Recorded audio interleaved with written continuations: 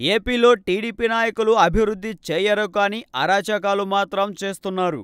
కృష్ణా జిల్లా నూజివీడు తహసీల్దార్ వనజాక్షిపై టీడీపీ నేతల కక్ష సాధింపు కొనసాగుతూనే ఉంది.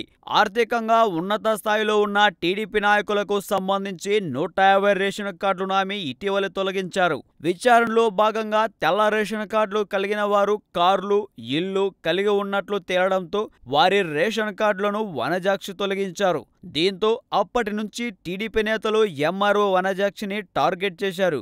విజిలెన్స్ తనిఖీల పేరుతో వేధింపులకు పాల్పడుతున్నారు. ఇప్పటి వరకు 3 సార్లు తనిఖీలు చేయించారు వనజాక్షి ఇంటిపై. ఆమెను నూజివీడు నుంచి మరో చోటుకు బదిలీ చేయించేందుకు టీడీపీ నేతలు మమ్మరంగా పావులు కలుపుతున్నారు. ఇందుకోసం వారు మంత్రులపై ఒత్తిడి తెస్తున్నట్లు తెలుస్తుంది.